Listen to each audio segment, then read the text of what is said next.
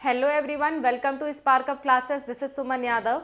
आज के वीडियो में हम लोग सीनेट के काउंसलिंग के बारे में पूरी डिटेल में बात करेंगे कि सीनेट की काउंसलिंग आपको कहाँ से करानी है, सीनेट की काउंसलिंग कब शुरू होगी, आपको प्राइवेट कॉलेज गवर्नमेंट कॉलेज की काउंसलिंग कैसे करानी है, आपको प्रेफरेंस लिस्ट कैसे भरनी है, किसको किसको काउंसलिंग कराने का मौका मिलेगा, किसको मौका नहीं मिलेगा। ठीक है, ये सारी बातें आज के वीडियो में हम डिस्कस करेंगे और मैं आपको सजेशन भी दूंगी कि आपको किस टाइप के कॉलेजेस को भरना चाहिए और किस टाइप के कॉलेजेस को छोड़ देना चाहिए। साथ ही साथ कितनी फीस लगती है और कितनी बार वो फीस लगती है, ये सारी डिटेल्स पे हम बात करेंगे आज के वीडियो में सीनेट काउंसलिंग के बारे में।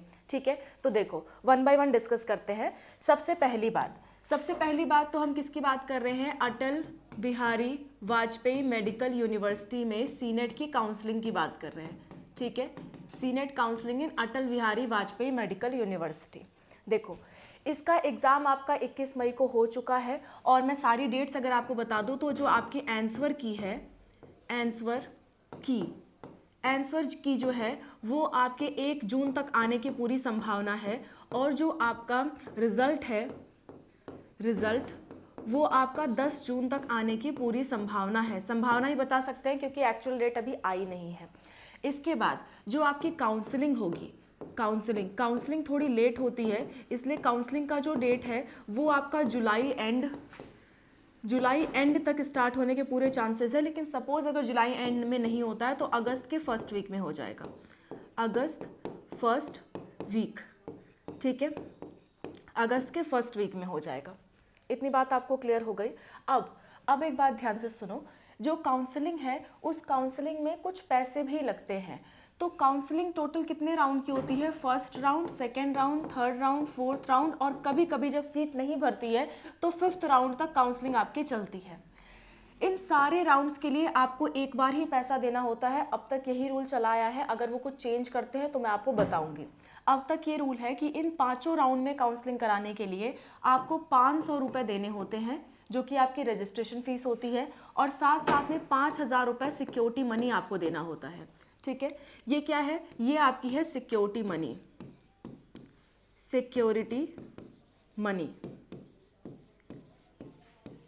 तो 5,000 रुपये आपको सिक्योरिटी मनी देना होता है और 5,000 रुपये आपको सिक्योरिटी मनी देना होता है और 500 रुपये होती है आपकी रजिस्ट्रेशन फीस। तो चाहे आपको कॉलेज मिले या ना मिले, आपकी रजिस्ट्रेशन फीस कभी भी वापस नहीं होती। आप एडमिशन भी लोगे तो ऐसा भी नहीं है कि उसमें इंक्लूडेड हो जाएगी, कॉलेज मिल जाएगा, तो कुछ नहीं, ये आपका टोटल नुकसान जाने वाला है। ये काउंसलिंग करवाने के पैसे आपने दिए हैं। ठीक है, ये जो 5,000 रुपये हैं, अगर आपको कॉलेज नहीं मिलता है तो ये 5,000 रुपये आपको वापस हो जाएंगे, या फिर अगर कॉलेज मिल जाता है, आप जाके एडमिशन भी ले लेते हो सारे नियम को फॉलो करते हुए, तो भी आपको ये 5,000 रुपये मिल जाता है। लेकिन अगर आप कोई नियम तोड़ते हो, जैसे कि आपको कॉलेज मिल गया और आपको बोला गया कि आप इस तारीख से इस तारीख के बीच कॉलेज जाओ और आप नहीं गए, तो एक तरह से काउंसलिंग के नियमों का आप उल्लंघन कर रहे हो, काउंसलिंग के नियम को फॉलो नहीं कर रहे हो। तो उस केस में आपकी ये जो 5,000 रुपये है वो काट लिए जाएंगे, आपको वापस नहीं दिए जाएंगे। ठीक है, और एक बात का बहुत ज़्यादा ध्यान रखना, जब आप काउंसलिंग करा रहे हो तो मैक्सिमम कोशिश करना कि ये जो सिक्योरिटी मनी आप जमा कर रहे हो ये अपने अकाउंट से दो या अपने किसी जानने वाले के अकाउंट से दो, साइबर कैफ़े वालों से मत दो, क्योंकि ये पैसे जो है ना वो वापस आएंगे तो ज़्यादातर उसी अकाउंट में वापस आते हैं जिस अकाउंट से आपने इसे पेमेंट किया होता है। ठीक है, तो आप अपने अकाउंट से पेमेंट करो, वो ज़्यादा अच्छा रहेगा, आपको इजीली पैसे वापस मिलेंगे। ठीक है, अपने अकाउंट, मम्मी पापा का अकाउंट, भाई बहन का या किसी रिश्तेदार का, जिसका भी आपको इस्तेमाल करना है, अपने लोगों का इस्तेमाल करना जिस पे आपकी पकड़ हो, जिस पे आपको भरोसा हो। ठीक है, तो मैंने आपको ये सारी चीज़ें बता दी कि 500 रुपये रजिस्ट्रेशन फीस लगेंगे, 5,000 रुपये आपकी सिक्योरिटी मनी लगेगी। अब आगे की बात कर लेते हैं। एक ही बार आपको ये देना है, बार बार देने की ज़रूरत नहीं है। तो सबको मैं ये कहूँगी कि फर्स्ट राउंड में ही रजिस्ट्रेशन करें। आपको क्या करना है, जब पहला राउंड स्टार्ट होगा, फर्स्ट राउंड जब स्टार्ट होगा तो उसमें आपको क्या करना है, उसमें आपको रजिस्ट्रेशन करना है। उसी टाइम आपको ये पूरी फीस देनी होगी। आप ऐसा नहीं कर सकते कि हम सिक्योरिटी मनी बाद में देंगे, ऐसा नहीं हो सकता। आपको 5,500 रुपये सबको देना पड़ेगा। ठीक है, 5,500 रुपये आपको देना पड़ेगा, उससे आप बच नहीं सकते। इसमें आ गई रजिस्ट्रेशन के टाइम, मैं आपको एक एक चीज़ डिटेल में समझा रही हूँ। रजिस्ट्रेशन और ये कैसे दोगे, ये आप अपने अकाउंट से दोगे। मैं एक बार अच्छे से लिख देती हूँ। फर्स्ट राउंड में ही आप क्या करोगे, रजिस्ट्रेशन करोगे। और रजिस्ट्रेशन में आपको कितने पैसे देने होंगे, 5,500 रुपये देना होगा सबको। चाहे आपको गवर्नमेंट कॉलेज लेना है, प्राइवेट कॉलेज लेना है, आपको 5,500 रुपये जमा करने होंगे। ठीक है। इसके बाद क्या होगा, काउंसलिंग में रजिस्ट्रेशन करने के कुछ डॉक्यूमेंट लगेंगे। डॉक्यूमेंट क्या क्या लगेंगे मैं आपको यहीं बता देती हूँ। रजिस्ट्रेशन करने में बहुत नॉर्मल से डॉक्यूमेंट लगते हैं। आपको अपने आधार कार्ड की ज़रूरत पड़ेगी, आधार कार्ड, और आपका जो रोल नंबर था आपको उसकी ज़रूरत पड़ेगी, रोल नंबर। और जो आपका पासवर्ड था फॉर्म भरते वक्त, आपको एप्लीकेशन नंबर और पासवर्ड की ज़रूरत पड़ेगी, एप्लीकेशन नंबर, और किसकी ज़रूरत पड़ेगी, पासवर्ड। और आपको आपके कास्ट सर्टिफिकेट की भी ज़रूरत पड़ सकती है, इसके बारे में मैं श्योर नहीं हूँ, ये जब काउंसलिंग ओपन हो जाएगी तब पता चलेगा। लेकिन पहले से बना के रखो तो ज़्यादा अच्छा है, क्योंकि कास्ट सर्टिफिकेट 1 अप्रैल 2025 के बाद का लगना है। तो कास्ट सर्टिफिकेट आप बनवा के रखो। कौन सा बनवा के रखोगे, यूपी का कास्ट सर्टिफिकेट बनवाना है। अगर आप यूपी के बाहर के स्टेट के हो तो आपका कास्ट सर्टिफिकेट नहीं लगेगा, उस केस में आपको जनरल माना जाएगा और कट ऑफ भी जनरल के अनुसार ही बनेगी, और सिर्फ प्राइवेट कॉलेज में एडमिशन लेने का मौका मिलेगा जो लोग यूपी से बाहर के हैं। ठीक है। सो जो लोग यूपी के हैं वो यूपी का कास्ट सर्टिफिकेट बनाए, सेंट्रल वाला नहीं चलेगा। और ऑनलाइन फॉर्मेट में बताए, ऐसा नहीं कि लिखा हुआ हाथ से, वो नहीं चलेगा, ऑनलाइन फॉर्मेट ही चलेगा। ठीक है। तो ये सारे डॉक्यूमेंट लगेंगे आपको रजिस्ट्रेशन के दौरान। जब आप रजिस्ट्रेशन कर लोगे तो रजिस्ट्रेशन करने, अच्छा एक और चीज़, आपको स्कोर कार्ड भी लगेगा। स्कोर कार्ड यानी कि जो आपका रिजल्ट है, जब रिजल्ट आ जाएगा तभी काउंसलिंग स्टार्ट होगी। तो रिजल्ट, स्कोर कार्ड मतलब रिजल्ट, जिसमें आपका चीज़ें लिखा हुआ हो, स्कोर लिखा हुआ हो, तो स्कोर कार्ड आपका लगेगा। ठीक है। अब जब फर्स्ट राउंड में आप काउंसलिंग करवाओगे तो आपके सामने बहुत सारे कॉलेज के ऑप्शन भरने को आएंगे। कॉलेज का ऑप्शन, बहुत सारा कॉलेज दिखेगा, आपको उसे भरना होता है। तो आप कॉलेज कैसे भरोगे उसका तरीका बता देती हूँ। ठीक है। उसका तरीका क्या होता है कि देखो, अभी तक तो टोटल 23 क्या है, गवर्नमेंट कॉलेज है।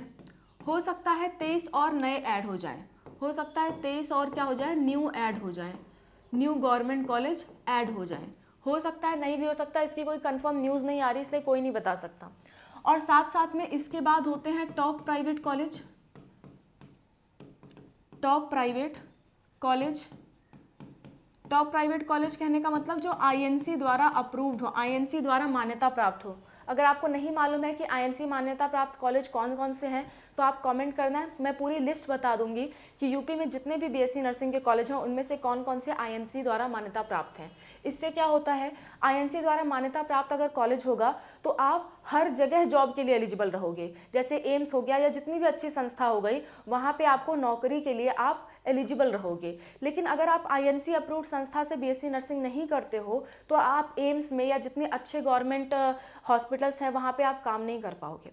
प्राइवेट जगह कर सकते हो, गवर्नमेंट जगह भी कर सकते हो, लेकिन जो टॉप लेवल के गवर्नमेंट हॉस्पिटल्स हैं वहाँ नहीं काम कर पाओगे, जैसे एम्स में नहीं कर पाओगे। इसके बाद आते हैं मीडियम लेवल के प्राइवेट कॉलेज, मीडियम प्राइवेट, ठीक है, जो कि आईएनसी अप्रूव्ड नहीं है, आईएनसी अप्रूव्ड जो है वो नहीं है। इतनी बात समझ में आ रही है। तो पहले आपको जब प्रेफरेंस भरना होता है, मतलब एक ऑर्डर भरना होता है, आपको क्या भरनी होती है, प्रेफरेंस लिस्ट। अब ये प्रेफरेंस लिस्ट क्या है, अच्छा कई लोग को नहीं मालूम होता कि हम काउंसलिंग क्यों करवा रहे हैं, तो मैं आपको समझा देती हूँ थोड़ा सा, और प्रेफरेंस लिस्ट भी आपको वहीं से समझ में आएगी। देखो, आपने एग्ज़ाम दे दिया, एग्ज़ाम देने के बाद आपका रिजल्ट आ गया, आप घर बैठ गए, तो इसके अंदर बहुत सारे कॉलेजेस आते हैं ना, तो उन्हें कैसे मालूम होगा कि आपको इसके अंतर्गत कौन से कॉलेज में एडमिशन लेना है और आप कहाँ रहते हो, कहाँ आपके लिए एडमिशन लेना ज़्यादा अच्छा होगा, उन्हें नहीं पता। तो वो आपसे भरवाते हैं कि आप कहाँ एडमिशन लेना चाहते हो, आप भर के हमें दो, और आपके मार्क्स अगर उस हिसाब के होंगे तो हम आपको एडमिशन देंगे। काउंसलिंग का यही मतलब होता है कि आप हमें पैसे दो और कॉलेज भर करके दो। कॉलेज आपको ऑर्डर में भरना है, जैसे मान लो पहले नंबर पे आप वो कॉलेज रखोगे जिसे आप बहुत ज़्यादा चाहते हो कि काश ये मुझे मिल ही जाता, और मान लो अगर ये ना मिले तो दूसरे नंबर पे दूसरा रखते हो कि ये नहीं तो ये सही, फिर तीसरे नंबर पे रखते हो ये नहीं तो ये सही, फिर चौथे नंबर पे ये नहीं तो ये सही। ऐसे आप कॉलेज भरते हो। तो जो मतलब जो काउंसलिंग वाली संस्था होती है वो आपकी पूरी लिस्ट को देखती है और जिस हिसाब के आपके मार्क्स होते हैं उस हिसाब के आपको कॉलेज दे देती है, ठीक है। अच्छा, तो प्रेफरेंस लिस्ट मतलब कॉलेज का ऑर्डर सेट करना कि कौन सा कॉलेज आपको पसंद है। तो मैं सबको कहूँगी कि सबसे पहले ये 23 गवर्नमेंट कॉलेज भरें और अगर नए वाले आ जाएँ तो नए वाले भी भर दें अगर वो उसके लिए कंफर्टेबल हो तो ये सारे गवर्नमेंट कॉलेज आपको पहले भरना चाहिए, पहले आपको गवर्नमेंट कॉलेज भरना चाहिए। उसके बाद आपको टॉप प्राइवेट कॉलेज जो INC अप्रूव्ड है वो भरना चाहिए। ये टोटल 20 होते हैं, अभी तक तो 20 ही हैं, तो इसको आपको भरना चाहिए। उसके बाद अगर आप चाहो तो इसको भरो या फिर अदरवाइज इसको ना भरो। और क्वेश्चन आता है कि कितने कॉलेज हम भर सकते हैं, तो इसको कोई सीमा नहीं है, आप चाहे तो सारे के सारे भर सकते हो, कोई प्रॉब्लम वाली बात नहीं है, ठीक है। ये भरते वक्त किन किन बातों का ध्यान रखना है अभी मैं बताऊंगी। तो प्रेफरेंस लिस्ट में आपको क्या करना है, पहले आपको एक ऑर्डर से 23 गवर्नमेंट कॉलेज भर देने हैं। ये भी आपको ऑर्डर में भरना है। जैसे मान लो अगर आप चाहते हो कि लखनऊ में कॉलेज मिले तो आपको सबसे पहले SGPGI भर देना है अपनी पसंद के अनुसार, फिर आपको KGMU भरना है, ठीक है, फिर आपको क्या भरना है, RML भर देना है। ऐसे कर करके आपको क्या करना है, एक एक करके 23 कॉलेज भरने हैं। ऊपर वो कॉलेज रखना जिसको आप पसंद करते हो, आप चाहते हो कि इसमें हमें एडमिशन मिले। फिर अगर इसमें नहीं मिल पाया तो इसमें मिले, इसमें नहीं मिल पाया तो इसमें मिलेगा, इसमें नहीं मिल पाया तो उसके नीचे वाले, उसके नीचे वाले, उसके नीचे वाले, ऐसे आपको ऑर्डर में भरना है। और ऐसे ही ऑर्डर में आपको क्या मिलता है, कॉलेज मिलने की संभावना होती है।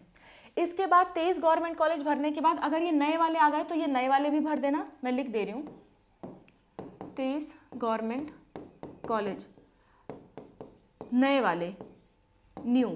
अगर न्यू वाले आ गए तो, अगर नहीं आए तो सीधे आप किस पे आ जाना, टॉप प्राइवेट कॉलेजेस पे, टॉप प्राइवेट कॉलेज आप भरना।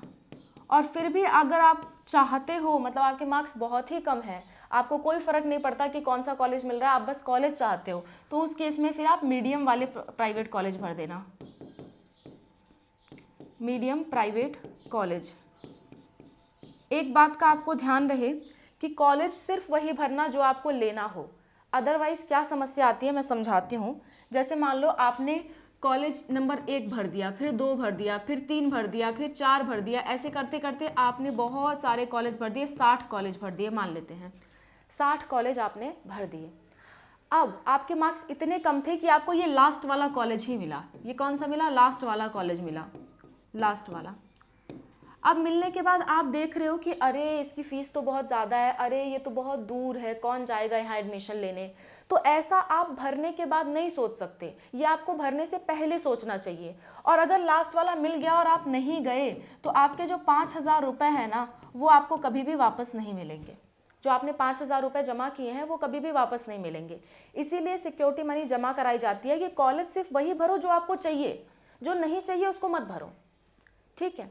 अच्छा, मैंने नीट की काउंसलिंग में सेम बात बताई थी, तो एक स्टूडेंट ने मुझसे डाउट पूछा था कि हमें कैसे मालूम चलेगा कि हमें जो चाहिए सिर्फ वही भरें। हाँ, हम फर्स्ट राउंड में भरेंगे, मान लो नहीं मिलता है तब तो हमारे लिए नुकसान हो जाएगा। तो डियर स्टूडेंट, आपको इसीलिए तो सारे कॉलेज भराए जा रहे हैं। जैसे मान लो ऐसा नहीं है कि आप 10 ही कॉलेज भरो।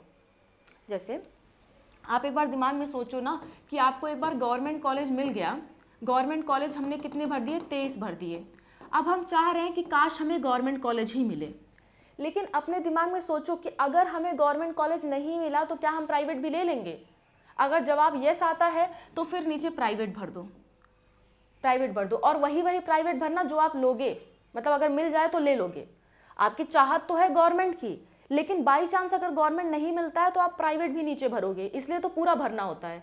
एक बार में इतने कॉलेज भरो जो आप ले सकते हो, ठीक है, ताकि बाद में पछतावे का मौका ना रहे। जो आप ले सकते हो वही भरो। लेकिन ऐसा तो कॉलेज नहीं भर दोगे ना जो बहुत गांव इलाके में हो और आप चाहते ही नहीं हो वहाँ जाना किसी भी कीमत पे, तो वो कॉलेज आपको नहीं भरना है, वो कॉलेजेस नहीं भरने हैं जो आप चाहते ही नहीं हो। तो ऐसे कॉलेज भरने से बचो, ठीक है। फिर आप ये जो कॉलेज भरे रहोगे, मान लेते हैं आपने 60 कॉलेज भरे हैं और इसमें से आपको 60वां वाला मिला, तो इसके बाद ये फर्स्ट राउंड था, इसके बाद स्टार्ट होगा सेकेंड राउंड। सेकेंड राउंड आपको चाहते हो कि काश इसके ऊपर वाला हमें मिल गया होता, खैर अगर नहीं मिला तो हम ये भी ले लेंगे, लेकिन काश इसके ऊपर वाला मिल गया होता। तो आप सेकेंड राउंड में क्या करोगे, अपग्रेड का एक ऑप्शन आता है, अपग्रेड पे क्लिक करोगे। तो अपग्रेड पे क्या होगा, क्लिक करने पे अगर हो पाएगा, काउंसलिंग संस्था द्वारा हो पाएगा तो वो 60 से ऊपर वाले 1-2 कॉलेज आपको देंगे, इसके नीचे वाले नहीं देंगे, इसके ऊपर वाले आपको देंगे। तो ऊपर आपको वही कॉलेज भरना है जो आपको पसंद है ऑर्डर वाइज। पहला नहीं मिला तो हम दूसरा प्रीफर करेंगे, दूसरा नहीं मिला तो तीसरे पे जाएंगे, तीसरा नहीं मिला तो चौथे पे जाएंगे। ऐसे आपको दिमाग में रख करके सेटिंग करनी है, ठीक है। अगर आपको ये सेटिंग करनी नहीं आती है तो हम लोग पूरी कोशिश करेंगे कि इस बार काउंसलिंग में हम आपको हेल्प करें, कॉल पे भी और फ़ोन पे भी हम आपको हेल्प करें। तो फ़ोन नंबर अभी हम लोग नहीं परचेस कर पाए हैं, न्यू फ़ोन नंबर, ठीक है। हम लोग जब कर लेंगे तो आपको बताएंगे, एक वीडियो में मैं आपको बताऊंगी कि अगर आपको मुझसे बात करनी है तो आप कैसे कर सकते हो, तो आप वहाँ से भी हमारी हेल्प ले सकते हो। बाकी वीडियो में और कमेंट में तो हम हेल्प करेंगे ही, फिर भी आप अगर हमसे बात करना चाहते होगे तो हम उसका भी तरीका इस बार निकाल रहे हैं, ठीक है। चलो, तो ये बातें हो गई। तो आपको एक सीक्वेंस में कॉलेज भरना है जिस हिसाब से आपकी चाहत हो। जैसे आपको ये नहीं मिला तो ये भी चलेगा, ये नहीं मिला तो ये चलेगा, ये नहीं मिला तो ये चलेगा, लेकिन ऊपर वही रखना जो आपकी सबसे ज़्यादा बड़ी चाहत हो। तो इस तरह से ऑर्डर आपको बनाना होता है, क्योंकि अपग्रेड कराओगे तो इससे नीचे वाले नहीं मिलेंगे। मान लो आपने इससे नीचे भी भरा हो और आपको ये मिला, तो अपग्रेड कराने पे इससे नीचे वाला नहीं मिलेगा, इससे ऊपर वाला ही मिलेगा। किसी भी कीमत पे आपको नीचे वाला अब नहीं मिलेगा, इससे क्या मिलेगा, ऊपर वाला। तो ऊपर आपको अच्छे अच्छे कॉलेज रखने हैं, ठीक है। अच्छा, अपग्रेड कराने के बाद मान लेते हैं आपको 55 नंबर वाला कॉलेज मिल गया, 55 नंबर पे जो आपने भरा था, आपने ऑर्डर वाइज 1 2 3 4 करके भरा है, तो 55 नंबर पे जो कॉलेज था वो आपको मिल गया। अब आप सोच रहे हो काश इससे भी अच्छा मिल जाता, ऊपर और अच्छे अच्छे मैंने भरे थे, तो आप दोबारा भी अपग्रेड करा सकते हो। तो आप फिर से अपग्रेड करा सकते हो और इसके बाद आपको फिर से कॉलेज मिलेगा। हो सकता है वही मिल जाए, उससे नीचे तो नहीं जाएगा, हो सकता है यही मिल जाए, हो सकता है इसके ऊपर का मिले, इसके नीचे तो नहीं जाएगा। इतना बात आपको ध्यान रहे, इसके नीचे नहीं जाएगा, इसके ऊपर मिलेगा या हो सकता है यही मिल जाए। तो जो भी आपको मिलेगा वहाँ जाके आपको एडमिशन लेना पड़ेगा। अगर आप नहीं लेते हो तो ये जो 5,000 रुपये है वो आपके चले जाते हैं, आपके डूब जाते हैं। इसीलिए प्रेफरेंस फिलिंग बहुत ध्यान से, वही कॉलेज भरने हैं जो आप लेना चाहते हो। और एक ही बार में सोच लो, गवर्नमेंट नहीं मिला तो प्राइवेट ले लूँगा या नहीं, और अगर प्राइवेट लेना ही नहीं है तो मत भरना, लेना है तभी भरना, ठीक है। तो ये आपको पहले ही पूरी प्लानिंग करनी होगी कि मैं कौन कौन से कॉलेजेस ले सकता हूँ या ले सकती हूँ। तो ऊपर तो अच्छे अच्छे कॉलेज रखने हैं, सबकी चाहत होती है कि अच्छे कम फीस वाले कॉलेज, पॉपुलर कॉलेज मिले, तो ऊपर आपको वो भरना है। वो ना मिल पाए तो आप क्या ले सकते हो, वो ना मिल पाए तो आप क्या ले सकते हो, ये सोच के आपको एक ही बार भरना होता है। इंतज़ार नहीं करना होता कि हम एक बार भरेंगे फिर दूसरा बार मतलब ये वाले नहीं मिल पाए तो दूसरा बार फिर से भरने का मौका मिलेगा, ऐसा नहीं होगा, ठीक है। एक बार में सोच करके सारा भर लो कौन कौन से कॉलेजेस ले सकते हो, और ऑर्डर में भरो, ठीक है। एक ऑर्डर में जो आपको पसंद है वो ऊपर भरो, जो नहीं पसंद है वो नीचे भरो, ठीक। अच्छा, और एक भी उसमें ऐसा कॉलेज नहीं होना चाहिए जिसमें आप एडमिशन ना लो। आप पहले से मन बना लो तभी आप भरना, वरना आपके ये जो 5,000 है वो डूब जाएंगे। क्लियर बात समझ में आ गई? मैंने आपको हर एक चीज़ अच्छे से समझा दिया प्रेफरेंस फिलिंग के बारे में। इसके बाद क्या होता है, जब आपको कॉलेज मिल जाता है तो आपको एक अलॉटमेंट लेटर आता है, allotment letter, allotment letter, allotment letter आता है कि आपको कॉलेज अलॉट हो गया, आपको कॉलेज मिल गया। ये लेटर आपको क्या करना होता है, डाउनलोड करना होता है। डाउनलोड करने के बाद प्रिंट आउट निकालना होता है इसका, प्रिंट आउट, और प्रिंट आउट निकालने के बाद आपको कॉलेज पे ले जाना होता है। बहुत सारे डॉक्यूमेंट लगते हैं। अगर आपको डॉक्यूमेंट पे वीडियो चाहिए होगा कि कॉलेज रिपोर्टिंग के टाइम और काउंसलिंग के टाइम डॉक्यूमेंट फिर से बता दो मैडम, तो मैं फिर से आपको डिटेल में बता दूंगी, क्योंकि यहाँ पे जब कॉलेज रिपोर्टिंग करने जाते हो तो बहुत सारे डॉक्यूमेंट लगते हैं, मतलब 14-15 डॉक्यूमेंट लगते हैं, तो अभी बता पाना थोड़ा सा कॉम्प्लिकेटेड हो जाएगा। सो अगर आप चाहते हो तो उसमें मुझे बता देना, मैं एक अलग वीडियो आज ही अपलोड कर दूँगी आपके लिए, ठीक है। अच्छा, तो अलॉटमेंट लेटर आपको मिलेगा, वो डाउनलोड करके आपको प्रिंट आउट निकाल लेना है और कॉलेज पे जाना है सारे डॉक्यूमेंट्स लेकर के। डॉक्यूमेंट्स बहुत सारे लगते हैं, मैं आपको किसी अलग वीडियो में ये बता दूंगी। सारे डॉक्यूमेंट्स लेकर के क्या करना है, आपको जाना है कॉलेज पे। कॉलेज पे जाने के बाद आपका क्या होगा, एडमिशन होगा। आपको एक टाइम दिया गया जाएगा, मतलब 5 दिन से 6 दिन 7 दिन का मौका दिया जाएगा कि इतने दिन के अंदर कॉलेज पे पहुंच जाओ। अगर आप नहीं पहुंचते हो तो आपका एडमिशन कैंसिल हो जाएगा और आपके जो पैसे हैं 5,000 रुपये वो भी डूब जाएंगे। इसीलिए हमेशा लगातार चेक करते रहना और जब बुलाया गया है उसी बीच जाना, ठीक है। तो एडमिशन के टाइम, अच्छा कैसे बुलाया जाएगा, ये अलॉटमेंट लेटर वगैरह पे लिखा रहेगा, आपको चिंता करने की बात नहीं है। जब ये सब होगा मैं आपको इन्फॉर्म करूँगी, ठीक है। तो एडमिशन आपको मिलेगा, एडमिशन में जो भी एडमिशन फ़ीस होगी वो आपको लेकर के जानी होगी। आप उस कॉलेज की ऑफिशियल वेबसाइट पे पता कर लेना कितनी एडमिशन फ़ीस वहाँ पे लगती है। उस एडमिशन फ़ीस को आपको लेकर के जाना होगा, इकट्ठे लेकर के जाना होगा। कुछ कॉलेज वाले 2 शिफ्ट में आपको फ़ीस जमा करने का मौका देते हैं, कुछ लोग इकट्ठे मांगते हैं, तो कोशिश करना आप इकट्ठे फ़ीस लेके जाओ, ठीक है। इकट्ठे आप फ़ीस लेकर के जाओगे और ये फ़ीस जमा कर दोगे, फिर वो बता देंगे कि क्लासेस कब से स्टार्ट होंगी, फिर उसके बाद आपको घर आ जाना है। जब से क्लास स्टार्ट होगी आप जाके मतलब क्लासेस कर सकते हो। ये पूरी प्रोसेस रहती है।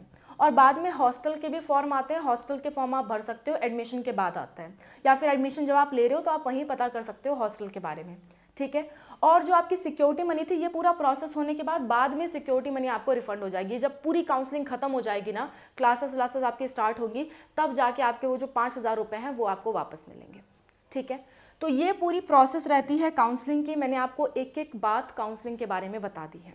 मैंने आपको बता दिया कि काउंसलिंग कब से स्टार्ट हो रही है, काउंसलिंग क्या होती है, काउंसलिंग क्यों करनी होती है, काउंसलिंग की प्रोसेस क्या है, कितने स्टेप में होती है, कितनी फ़ीस लगती है, मैंने एक एक डिटेल आपको बता दी। अब अगर आपको डॉक्यूमेंट पे वीडियो चाहिए हो कि हमें काउंसलिंग के दौरान जब एडमिशन लेने जाना हो तो कौन कौन से डॉक्यूमेंट लेकर के जाना है, अगर आपको इस पे वीडियो चाहिए तो आप कमेंट कर दीजिएगा। मैं आज ही पूरी कोशिश करूँगी कि इस पर भी वीडियो बना दूँ, ठीक है। वन मोर थिंग, एक चीज़ मैं बताना भूल गई कि ये काउंसलिंग किस वेबसाइट पे होगी। तो ये काउंसलिंग होती तो है आपकी DGME की ऑफिशियल वेबसाइट पे, DGME की ऑफिशियल वेबसाइट पे होती है। लेकिन आप Atal Bihari Vajpayee medical university, Atal Bihari Vajpayee medical university, इसके वेबसाइट पे जाओगे तो वहाँ से आपको DGME का लिंक मिल जाएगा, वहाँ से आप जा सकते हो, ठीक है। आप चाहो तो इसके थ्रू जा सकते हो या आप डायरेक्ट DGME की ऑफिशियल वेबसाइट पे जा सकते हो। अभी ये वेबसाइट काम नहीं करेगी क्योंकि क्या है कि अभी काउंसलिंग स्टार्ट नहीं हुई है। काउंसलिंग कब स्टार्ट होगी? जुलाई के लास्ट में या अगस्त के फर्स्ट वीक में। जब भी डेट कंफर्म आ जाती है मैं या अनूप सर आपको वीडियो बना के बता देंगे। और एक और बात मैंने आपको बताने को कहा था, मैं भूल गई थी, मैं बता देती हूँ। कितने मिनिमम मार्क्स पे आप काउंसलिंग करा सकते हो? मिनिमम मार्क्स फॉर काउंसलिंग, कितने मिनिमम मार्क्स पे आप काउंसलिंग करा सकते हो? वो है आपका 35+। एग्जैक्ट मार्क्स नहीं बताया जा सकता जब तक रिजल्ट ना आ जाए। 35 से ऊपर अगर आपके नंबर है तो आप काउंसलिंग कराने का आपको मौका मिलेगा, ऐसा पूरे चांसेस है। या बहुत हो गया तो 38 तक जा सकता है, 38 तक जा सकता है, ठीक है। 35 या 38 तक जाएगा मिनिमम, और इसके ऊपर जिसके भी नंबर है वो काउंसलिंग करा सकता है, गवर्नमेंट का भी प्राइवेट का भी, ठीक है। और गवर्नमेंट प्राइवेट की इकट्ठे काउंसलिंग होती है, ऐसा नहीं है कि आपको अलग अलग फॉर्म भरना होगा, इकट्ठे काउंसलिंग होती है, ठीक है। So that's all about the video. अगर आपको कट ऑफ पे वीडियो चाहिए तो कट ऑफ पे वीडियो मैंने बना रखा है, आप जा करके देख सकते हो। That's all, thank you so much for watching, wish you all the best. कोई दिक्कत कोई परेशानी होती है कमेंट में मेंशन करना, और ज़रूर बताना आपके कितने मार्क्स आ रहे हैं, और रिजल्ट आ जाएगा तो भी बताना आपका रिजल्ट कैसा रहा, ताकि मैं आपको कंप्लीट गाइडेंस दे सकूँ आपके मार्क्स के अनुसार, ठीक है।